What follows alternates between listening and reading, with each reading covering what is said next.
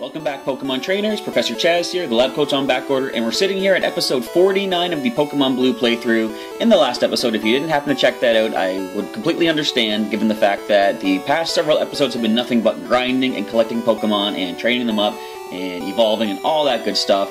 But if you did miss the last episode, you might want to go back and check it out because the grinding did come to a close finally, and you'll see that we're here in Viridian City.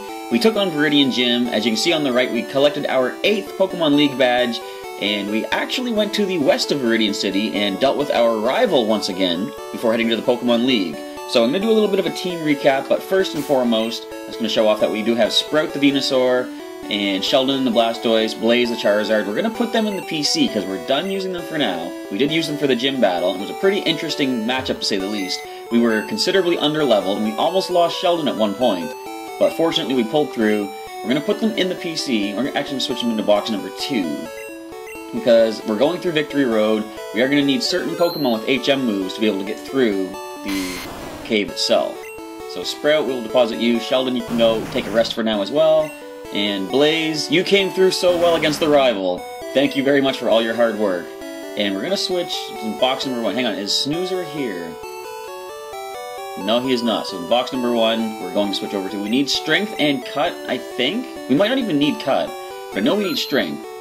And let's see, we got Snoozer here for the Strength. Let's grab Rocky as well. I think he's near the bottom. Now, I'm going to pull 2 more Pokemon out of the box, just whoever is the lowest level on the main team. Squeak, Critter, Chirp, they're all the same. So let's just go with the 2 oldest members, Squeak and Chirp. We're going to start training them up as we go through Victory Road as well. Because although we did just use a pretty powerful team against the gym leader in Viridian City, I'm going to take on the Pokemon League with my original 6 once we get there and gain access to it as a fly location. That's going to be Shelbert and Pikachu. Hang on, I didn't do a team recap of who's here right now. Let's do that, actually. And I'll start up here with Pikachu. We just flashed everybody in Viridian City by mistake. So Pikachu, our Pikachu, at level 42. Speed is 99. He's almost breaking 100 on that one. Thunderbolt, Body Slam, Thunder Wave, and Flash. And Shelbert is level 33, our Squirtle, starter from Professor Oak. It's too bad his stats aren't near 100 yet. It's unfortunate, but oh well. He's got Surf, Ice Beam, Bite, and Withdraw. Here we see Snoozer. We're not gonna... Why do I keep using the HM moves? Now, we're not gonna really use him for the time being. He's just here to push some boulders around for us. He's got Strength, Body Slam, Amnesia, and Rest sitting at level 39. Rocky the Sand Slash. I'm not using your HM moves. Attack is 109, defense at 105, level 41. He's got Dig, Rock Slide, Cut, and Sand Attack. Here we see I can't even speak! Squeak the level 41 Raticate. Speed is 103. Hyper Fang, Quick Attack, Super Fang, and Tail Whip is his moveset. And last but not least is Chirp the Pidgeot at level 41. I'm being very careful with my words right now. Fly, Quick Attack, Sand Attack, and Whirlwind is the moveset. So who needs the level first? We're going to go Squeak. He's our oldest, lowest leveled Pokemon right now. In fact, we're going to put Chirp and Rocky up near the top as well, just because we're going to be switching them around quite a bit. And Snoozer, we're going to set you down in the bottom here. And you know what? Just go all out, arrange everything by level or use of the Pokemon. Okay, we are set to go. Do we need items? I'm just going to go for it. We can probably pick up some items as we go through Victory Road. And once we get to that Pokemon League and unlock it as a fly spot, we can fly back to whatever town we need to pick up the items. Pokemon League front gate, this is it. You know what? I don't want to speed through this. I want to nice and casually listen to the inspiring adventure music right now. This is it, everybody. The gate to the Pokemon League. We're going in. Oh, that is the Boulder Badge. Go right ahead. Thank you, sir. Okay. You can pass here only if you have the Cascade Badge. Oh, that is the Cascade Badge. Okay then, please go right ahead. Now, I don't know if there's hidden items along the way to the Pokemon League. I don't have the item finder, of course, so I can't locate anything like that. So I'm just gonna scroll around, see if I do see any visible items sitting around waiting to be picked up. Now we're getting to the slightly, I wouldn't say difficult, but a challenging part of a playthrough for myself. You can pass here only if you have the Thunder Badge. There's the Thunder Badge. So, now that we don't have to do any more grinding, and it's all just basic playthrough, real time, I gotta think of things to talk about. So, one of the things I do want to say is, as we get further into these playthroughs and more games come along, if you have any topics you'd like me to discuss, maybe about myself, what I do outside of Pokemon, or just new things in the world of Pokemon itself, we got the rainbow badge. That is good. Just leave me a comment below and let me know what topic you'd like to see me cover for the next episode, and if I have some interesting stuff to say about such topics, I will be glad to do so. Gives me an idea for something that you guys want to hear about as well, to fill up the content with stuff that you guys want to see or hear in this case. So we are surfing our way up. Is there any wild encounters here? I like how there's a swimmer in the water for this part. Yes, we have the soul badge. Thank you very much. We're going on up. Why is there... That tells me there's a hidden item. Yes! Max Ether. I just had a hunch about that one. Alright, so let's surf once again on Shelbert. So, one of the things I could talk about today, I sort of alluded to it in yesterday's news update video thingy, talking about my Pokemon League at Heroes Beacon, the comic shop that I professor at. Marsh Badge.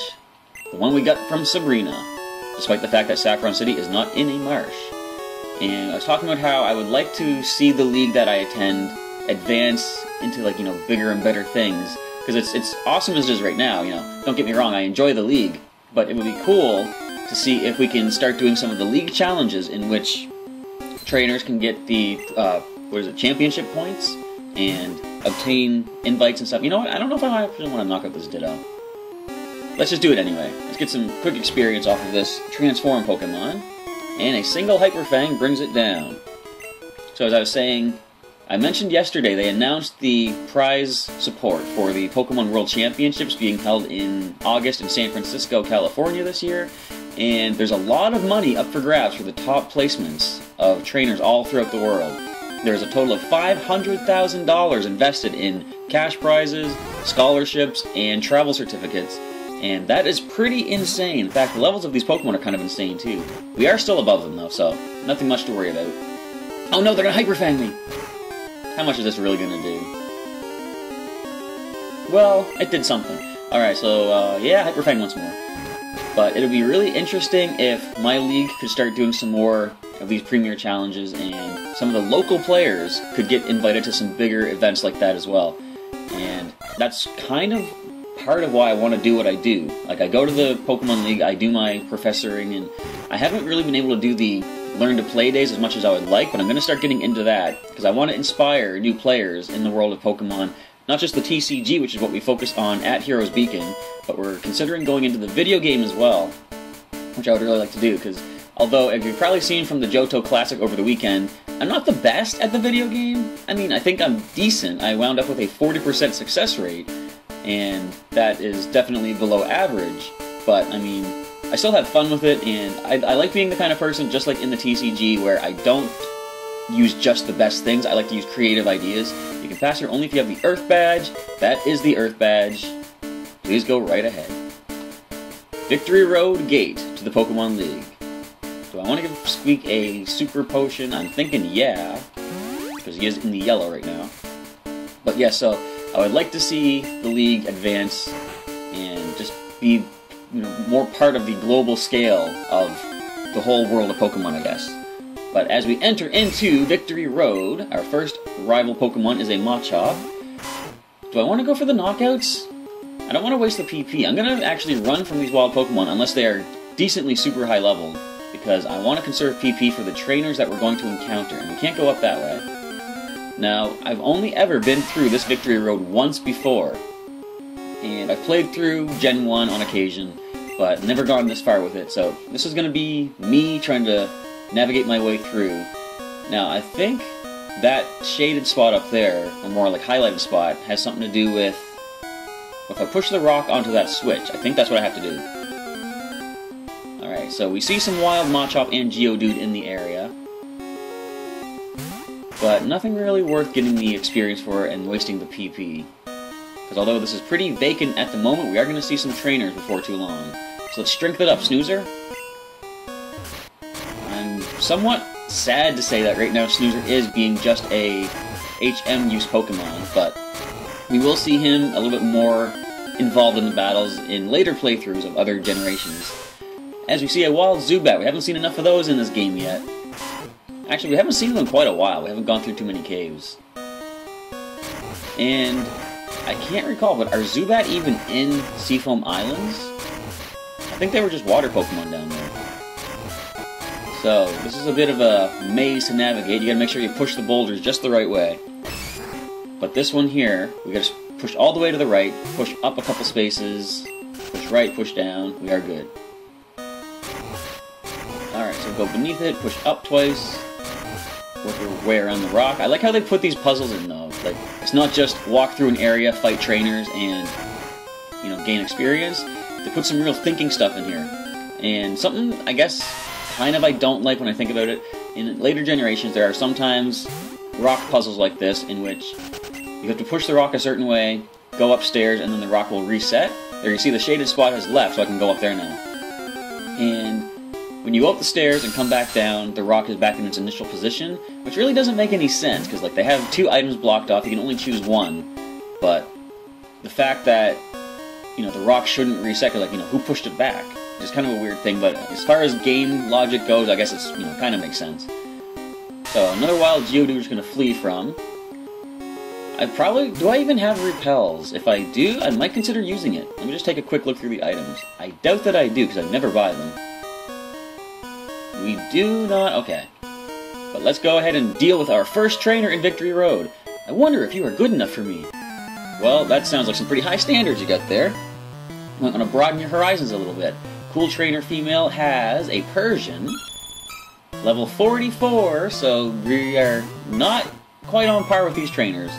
But we do have all 8 badges, and we've got the training and perseverance to get through these fights, as the Persian screeches our defense down. We land our second Hyper Fang, and Squeak picks up the KO on this classy cat Pokemon. And we see a Ninetales. We have one of you on the team. Not team, but in the collection.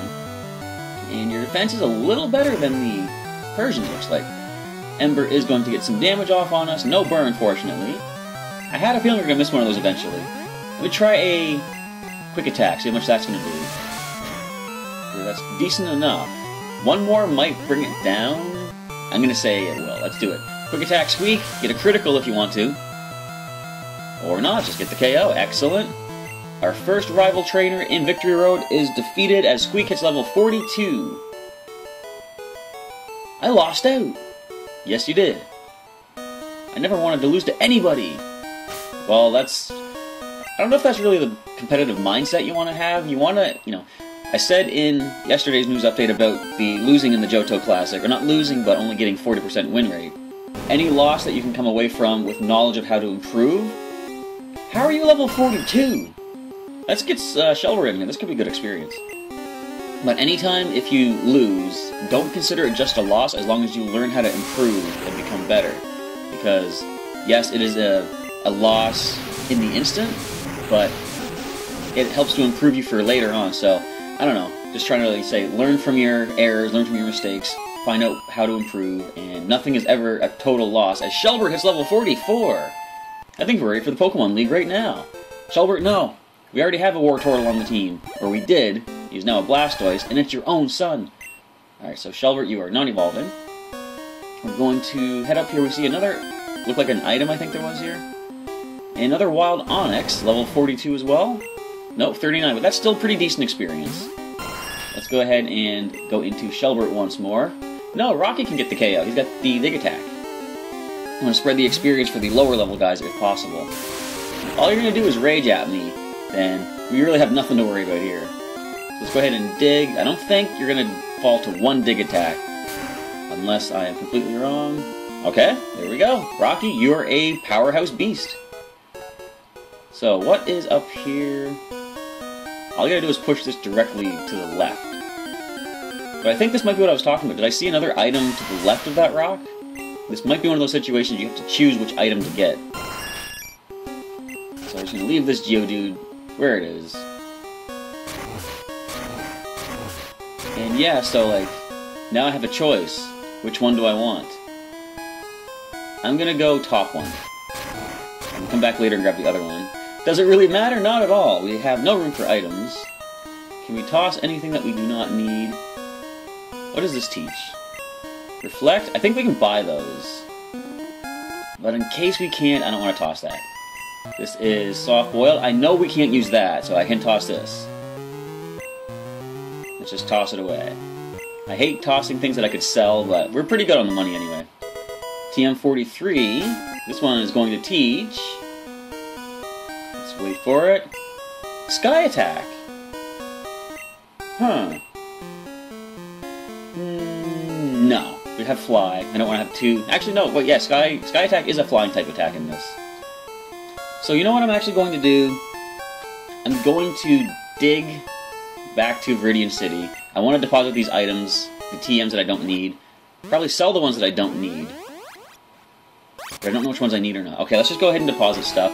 And I'll speed back to Victory Road. Fortunately, we didn't get too far into there. This actually works out well because I can pick up that second item when I come back in. So let's just deposit. I did use some TMs on the Pokemon in the last episode, which I didn't mention.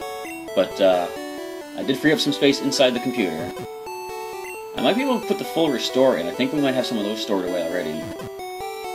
That fits, alright. What else can we drop? TM22. Nope, that is all filled up. Can we sell any of these things? Let me just with the TMs teach. 22 is going to be Solar Beam. I want to keep that. We have Payday. I'm going to keep that for now. 27 is going to be Fisher. I wonder if I can put the Max Ether away. And that Sky Attack we just saw, okay. I'm just trying to deposit the Max Ether to free up one more space. Bear with me, everybody, as we do a little bit of item maneuvering. Oops, not that. Max Ether. There it is. Yes, okay, we had space in there. So that frees up about 4 or 5 spaces in the items right now. I'm going to love it when we get to later games in the playthrough, you know, later generations, in which we don't really have this much of an item limit in the bag. It kind of doesn't make sense in later generations. Like, I would do a lot of berry farming and having hundreds of each type of berry in my collection. How exactly do I fit all of those berries into my bag with everything else that I've collected? But this goes into the video game logic aspect of, like, you know, how does Link carry all his items in Legend of Zelda? Like in the very first Zelda, you get a big old wooden raft. Where's he carrying that around? So anyway, we're going to speed through here. As much as I said, I don't want to speed through this epic-looking badge check gate area. Now I kind of have to. Hop back on the bike. I like how they give you the checkerboard pattern to follow. Well, there are branches off, but... Alright, here we go. Into the water area. Shelbert Surf once more. If I was a smarter Pokemon trainer, what I could have done back in Viridian City was healed up. But I did not do that. But I think we'll be okay. Gonna surf through all this water. I don't remember there being this much water. Alright, back on the bike. Cut through all of the grass. Only 2 patches, fortunately. And this way. I forget which one it is, which Victory Road, but there is one in which there's just a lot of little, like, barricades that are just there to, I think, complicate things for the player. They don't really have any effect or anything. It's just, I don't know. It's interesting. We'll see that eventually at some point, I'm sure. So let's go grab that second item, just to see what it was. How about we take the right path, though, to do so? Now, okay, that's good to see. The rock has been reset. The button is still open, but the switch is permanently gone, or the barricade is permanently gone, so we're not going to worry about that. Once we do push that button once, we are good. And a Graveler, probably at a decent level. Yeah, we're going to send Shelbert in. Even if this thing does self-destruct, I think we have the defense to handle. Not that we have close to 100 yet, but he is... No, actually, could have gone to Rocky, now that I think about it. Probably should have gone to Rocky. But either way, we can survive this, I'm sure, and get a nice powerful surf attack off in response. So, critical hits are based on the speed stat. Exactly how fast are you, Graveler? I don't think you're that quick, but of course, critical hits can happen regardless of speed, just, you know, it's a random chance. But yeah, Shelbert, we're going to give you a super potion and let you sit back for quite a while. And spread the experience around to Rocky for any rock types that we happen to encounter. So let's go ahead and fire up the strength attack once again, Snoozer. Thank you very much, sir. Let's grab the second item. Once we get past this wild Pokemon, Zubat, you're not worth the experience. That sounds very condescending and very dismissive. I apologize for that, but I mean, we all know it's true. And we get attacked next to the boulder. Marowak is in here. 43. Now, Rocky's not super effective against it. In fact, you know what? Chirp can actually handle this thing, probably. Let's Let's go for the most powerful attack we have, which is Fly. And since I'm pretty sure Marowak doesn't learn too many non-ground type moves, we'll probably be okay here. I think they can get Thrash. And the fact that they're going through Leer, lowering our defense, is kind of worrisome. But if it keeps failing, that's not a worry at all. With a couple of quick attacks, there's the Thrash. Do we need to Fly? Just to save some HP, we are going to Fly. One more Fly attack should drop it. And down goes Marowak. Alright, so let's push this boulder out of the way of that next item. Let's see if it was worth all the backtracking to free up space in the bag. The item is... it's money. I can sell that. I could use it if I want to, but as I've said before, I'm not a fan of using rare candies. That mentality has changed now that I play the TCG a little more, I guess, seriously and competitively. Golbat is a Fly attack waiting to happen. Yes, I said it before, I'm probably just going to be reiterating, but I've learned if I'm going to be using Stage 2 Pokemon, Rare Candy is a pretty fancy card to go with. Now, the fact that we might hurt ourselves in confusion means that this Golbat is not worth the effort. We're just going to walk away from that. No hidden item, I thought there might have been based on how that looked. We can push that boulder for a quick escape out of Victory Road, but we're not going anywhere anytime soon, except away from this Machop. So at least the rare candy is an item that if we need to toss something and pick something else up, that is an option. I can see you're good. Let me see exactly how good. Alright, you asked for it. Are you a bird trainer? No, you're a cool trainer, I think. Is it probably all cool trainers in here? Ivysaur. Well, you want to see how good I am? I know type effectiveness. How about a Fly attack, Ivysaur? And I think as you go through here, you're going to see all three of the fully evolved Kanto starters from rival trainers. So 2 X attacks on this Ivysaur, but based on the fact that you generally only have the standard movesets, you don't have any physical moves. You must have forgotten Tackle long ago. But regardless, there's 2 wasted X attack items as the Ivysaur falls to Chirp's Fly attack, and he gets level 42 as a Wartortle comes in. Yeah, we're going to stick with Chirp for now. I was thinking of switching up to Pikachu, but he's got a pretty decent level advantage on the rest of the team. Actually, no, he's only level 42 himself. Now, this X attack might make a difference because they could go for a Bite. And I don't think one quick attack will finish up the Wartortle. But they're going to withdraw. Will that be enough to survive the next quick attack? I doubt it. And I doubted it correctly. Alright, next in we see Charmeleon. So these are all the middle starters, the middle evolutions of the starters. We're just going to go for a nice powerful Fly attack. Why do we keep missing that? Did they even use any sort of accuracy lowering attack? I do not recall, and I'm fairly certain they didn't though. Slash could be a problem, but it's weird how they would go for X attack if they're going to be using Slash, because Slash in this generation ignores the attack boost of the user, I'm pretty sure. Let's see how much this will do. And that was a critical hit, so I'm pretty certain that the the X attack has nothing to do with the critical hit damage. But we see a Charizard on the opposing side. Let's get out of there. Actually, that could go into Rocky. Okay, that is 3 Fly attacks in one battle that we've missed. I've had enough of that. Let's go ahead and miss with the Rock Slide. Let's go, Rocky. There's nothing this thing can really do to you that's going to be that damaging, especially now that they're locked into using Rage. So, 1 dropped Charizard, courtesy of a Rocky Rock Slide. Okay, can you guys scroll back the video a little bit and show me, did they use any sort of evasiveness boost? Because that is 95% accurate moves we just missed in this one battle.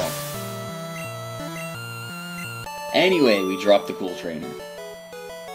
I had a chance. Yeah, you did. Back when I kept missing everything. I concede, you're better than me. So we're going to go a little bit further into Victory Road. We can push this. No, we can't go up that way. So we see 2 barricades here. The obvious thing is to push this to the left, go down, and then push it to the left all the way. I'm going to go a little bit further into Victory Road before ending off the episode. But at least we're making good progress in this compared to where we were several episodes back with all of the grinding and collecting. A random Geodude. Actually, I gotta switch Chirp out of the active spot. He just hit a level. So Rocky is the next one to gain some experience off of the next trainer we encounter. Hopefully we won't miss every single attack we go for next time. And then after this, Pikachu will gain the next level. Probably not the best one to lead with in a place full of, ground types, but there are the wild Golbat we could get some experience off of. But here's one final trainer for the episode. Victory Road is the final test for trainers. It's actually not. There's the Pokemon League itself. Maybe you've never made it that far, though. Alright, the Black Belt wants to fight and he's going to lead off with a Machoke. This looks like a Dig Attack. No, I'm going to go Cut first, see how much this is going to do. Yeah, I think we'll go one more Cut. Alright, they missed a move, that's nice. Dig should get the KO now. And by should, I'm going to say it definitely will. Let's go ahead and dig away, Rocky. Karate Chop could have been powerful, but fortunately we avoid it. Drop the Machoke. 2 more Pokemon remaining on the opposing side. I'm going to lead with a Machop now. I shouldn't say lead, but he's going to send in a Machop.